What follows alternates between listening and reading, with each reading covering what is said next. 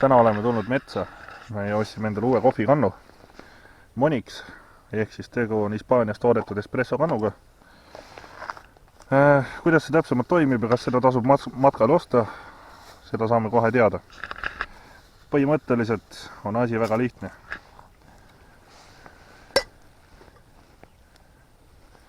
Ehk siis alumisse ossa läheb vesi, kohvipuru ja kui ta keema läheb, siis ta ajab siia üles. Põhimõtteliselt sama nagu veneaegne mulksuga kann. Nii, Helena kätte. Keera. Ma keerasin õrnalt kinni. Ei, ma sinu õrnalt. See on sinu jaoks õrnalt. Ehk siis läheb siukseks 2 jupiks. Okei, tegelikult rohkemaks. Filter on siis selline. Siia läheb kohvi sisse. Ja keev vesi tuleb sellest väiksest august alt ülesse. Nii, pane vesi siia sisse. Nii palju õnna võib. Nii palju tahad. Nii palju vahub. No, aitab. Katsetuse mõttes praegu aitab. Äkki siia selle ventiilini või? Jah, seal on ventiil ka, et mis üle rõhu ajab välja. Siia sisse läheb see. Sipti. Siia peale kohvipaks. Mitu lusigi teed panema? 2-3? See on normaalne, see on see kange kohvi. No siis. Mina panen iga ühe käega matkapliidi käima. See tuleb midagi välja, keerasid kinni ilusti. Nii, aitab küll. Ja siis see osa läheb siia peale. Kohvi lõhn on juba ja keera see lihtsalt kokku.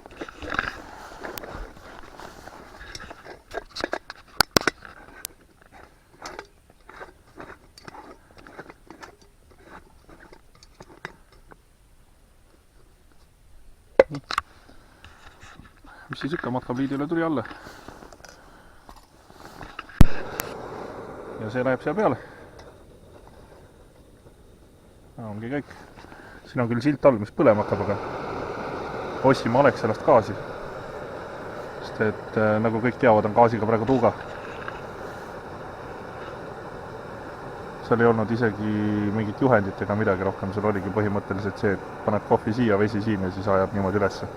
Ühesõnaga selle järgi saad aru, kui ta keema läheb, hakkab siit auru välja ajama ja kuum kohvi tuleb üles. Sellepärast võtame selle matkale, proovime selle ära, et kas see on nagu kindlasti on ta parem kui päti kohvi juua. No ei ole hambad ka, seda puru täis ka naeratad siis. Siis oleks nagu ussi augud, üraski augud sees. Aga laseme ta nüüd keema ja siis vaatame, mis saab. See läheb aega. Saab vaadata piiluda ka vahepeal, kuidas see kohvi üles tuleb vaata sealt sellest. Siin võib kütet veel juurde panna, gaasi on. Kasutame Mildteki piiti, mis on siis jahipaana poes müüa. Mina ostsin ta 25-ga, nüüd on 29. Pieso süütajaga. Nii et kui te ei ole suitsetaja nagu meie, siis see tasub ära.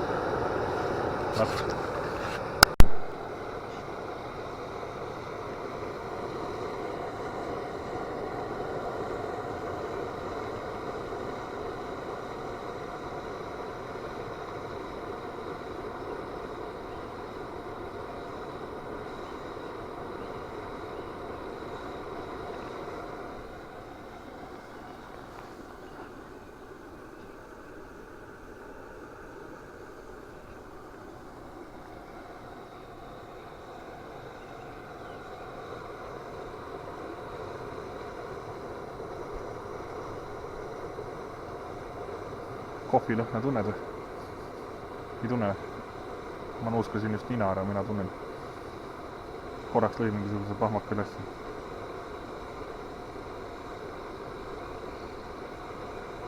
Natukene tuleb sellest väiksest torust auru ka.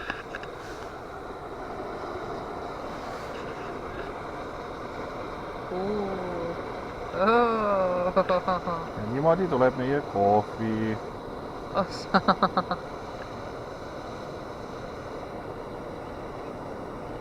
Nii, aga nüüd ma panen kaane kinni.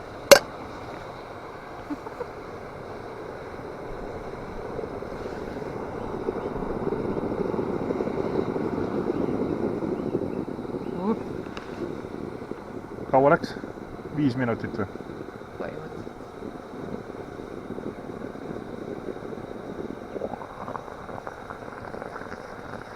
ajab selle välja, vast olla natukene. Sihukese asja tehakse siis Hispaanias, mis on suur tuntud kohviriik, nagu Lõuna-Ameerikad ja igasugused muud asjad. see oli väga kiire. See on väga kiire ja see on tõesti. Sellega ei ole nii nagu pätikohviga, et selle aja peale jõuavad lapsed valmis teha ennem kui kohvi valmis saab. aga ega ta vist väga ei... Ega ta rohkem ajagi, jah. ei tulegi enam, jah. Laseme tal nüüd natukene.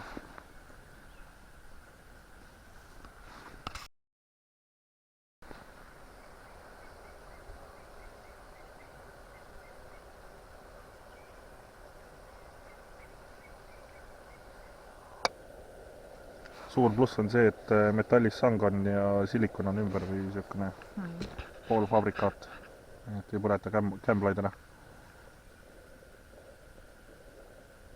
Ja mis siis ikka, Kalle tassi ja ma tõstan selle istele, ma tõstan selle järgmise kännu peale. Meil on siin kännu majandus.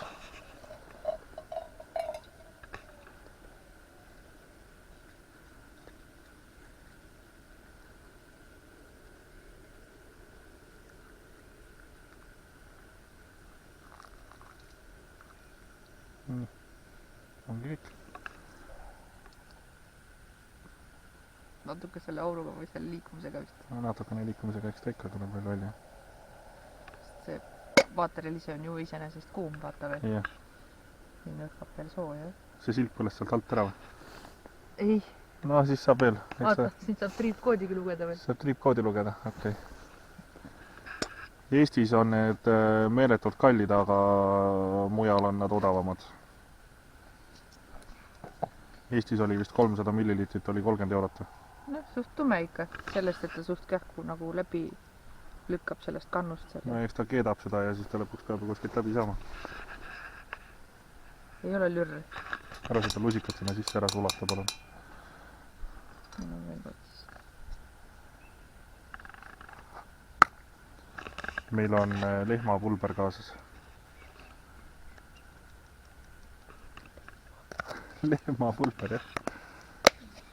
Mina otsin väiksena lehmapulber, sellepärast vasikatele söödet seda. Sa võid suhkurt ka panna. Võin ikka. Jaa, võid küll. Siis, et ma suhkruga kohvi jooga. Ma siia võid seda kriimerit veel panna natuke. Pärast on äkki liiga kange, see on päris tõsine kohvi ka.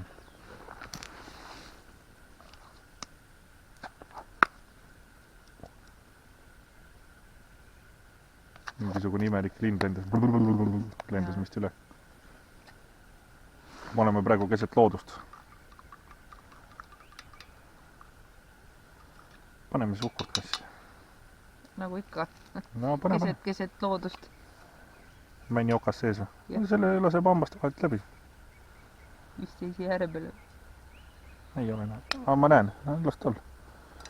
Küll sa tunned suus. Poole. Võid täis ka panna. Ja nii kaua kui kohvi jahtub, siis ma räägin ka sellest, et mis meil kaasas on tegelikult, kui me käime metsades matkal ja igal pool mujal. Tasub osta raadiosaatja, kui te käite sellises kohas, kus levi ei ole. Töö kaugus on 5 kilomeetrit. Kas sa kuuled mind? Vasta nüüd midagi, palun. Ei kuule, tule lähemale. Ma ei saa enam tulla. Me oleme ninapidi koos. Et siukene, mis need nupud teevad? Kanalinupp, volüüminupp, taskulamp, SOS ja kanal ragiseb, siis vajutad seda. Vaat, pikemalt ma nendest ei räägi, igaüks saab endale nüüd ise soetada, aga kui te käite sellises kohas, siis ostke oma raadiosaatja. Nii, raadiosaate reklaam sai läbi, nüüd on kohvi reklaam.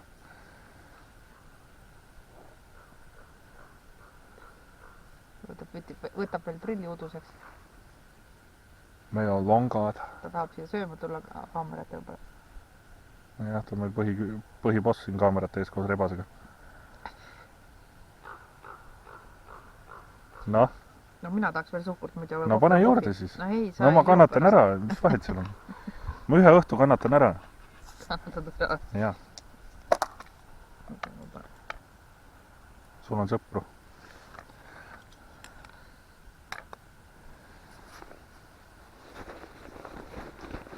Kasutame pruuni suhkurt tavaliselt, sellepärast et see annab kõige parema maitse kohvile ja igasugustele toitudele.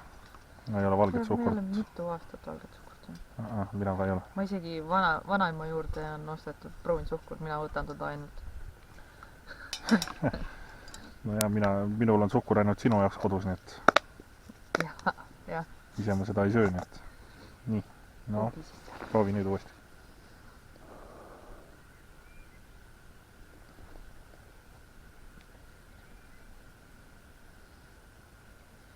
Täitsa normaalse kangusega ma võin 2 seda lusikatäit sinna puru.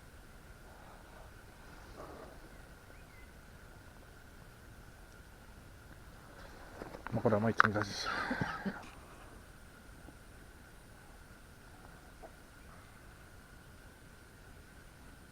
Läti kohviga võrrelda ei anna. Mul on...